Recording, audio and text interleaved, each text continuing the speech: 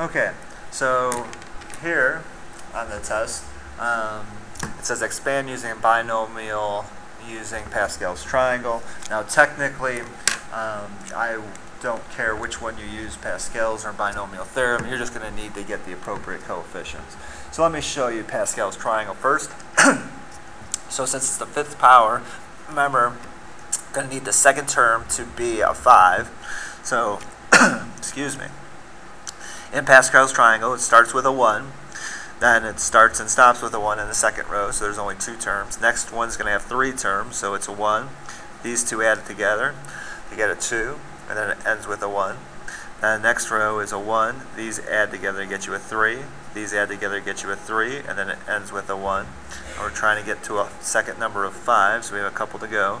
Then a 1, a 4, a 6, a 4, and then we end with a 1. And now the row that we need, 1, 5, remember here that's the fifth power, 10, 10, 5, 1. Okay, so this is the row we need. So on this problem, we know we're going to start with a 1, we're going to go to a 5, then a 10, then a 10, then a 5, and then a 1. Okay. Then what you're going to do is you're going to take whatever the first term is, and you're going to raise it to the fifth power. So this is x to the fifth power. Then this is going to be x to the 4, to the 3, to the 2, to the 1, to the 0. And since it's a 0 power, we don't have any, so we don't write it. Then you take your y term. You have no y's. Then you got y to the first, y to the second, y to the third, y to the fourth, y to the fifth. Okay. Remember that your powers should all add up to 5. Okay, and they do. And then to finish this off, since it's subtraction, remember that the y that's negative, so the first term doesn't have any y, so it's positive. The second term has 1 y, so it's negative. This has 2 y's, so it's positive. This has 3, it's negative, and they're just going to keep alternating. Positive, negative. Okay? So there is your final expression on number 21. Okay? Now number 22 says expand using the binomial theorem. So let me refresh your memory on how to generate those, the row, which we already know it's sitting right here. It's going to be this row here, since it's the fourth power. But let me show you how to get 14641 off your calculator. Okay, so on the calculator, you're going to first enter the power, which is 4. And then you're going to go math, go over to probability, and it's option 3. So that's 4 combinations. Now technically you start off at 0, which is going to get you a 1.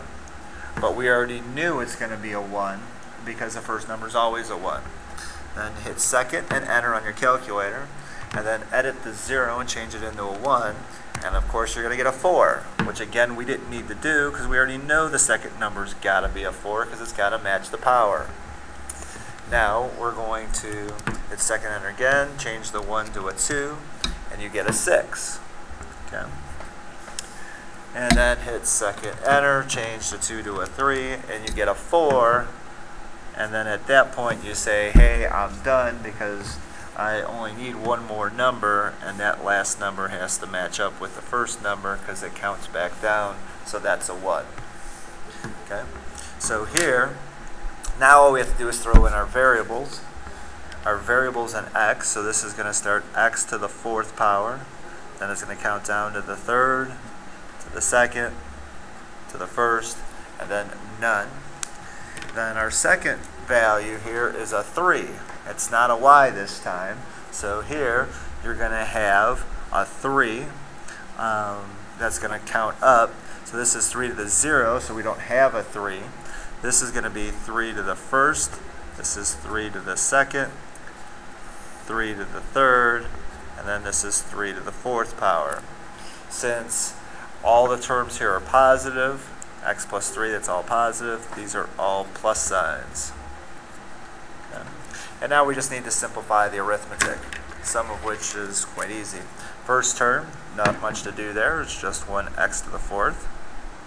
Next term, this is 4 times 3 to the 1st. Well, that's just 12, and then you still have the x to the 3rd. This is 6 times 3 squared. 3 squared is 9 times 6, that's 54. X squared. Plus, this is 3 to the 3rd power. Well, 3 to the 3rd power is 27 times 4. Get a little calculator help there. That's 108.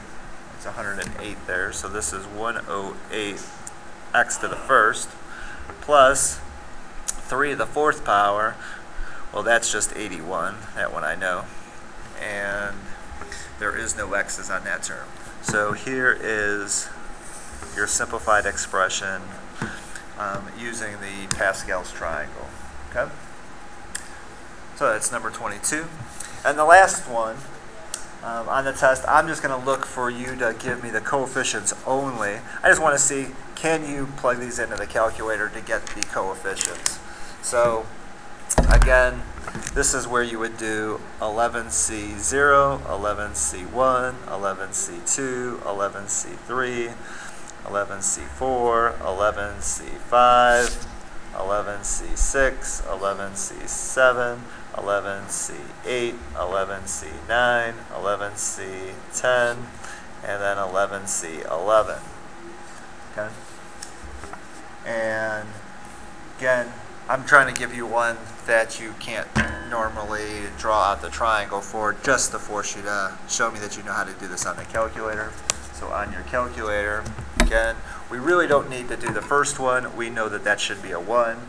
We shouldn't have to do the second one, 11C1, because that should be 11. So now let's start here at 11. Go to math, probability, go to option 3. So that starts with a 2, so that's a 55. Second enter, change the 2 to a 3, that's 165. Second enter, change the 3 to a 4, and that's 330. So this is 330. Second enter, change the 4 to a 5, and you get 462. Second enter, change the 5 to a 6. Hey, and that's 462. So guess what? We're done with the calculator. So now we can just count these down. The next one's gotta be 330. The next one's gotta be 165. The next one's gotta be 55. Second to last has to be 11, and the last one has to be 1. Okay? So this is what I'm looking for on this question. I don't want you to write out all the variables. I want just the coefficients only. Okay?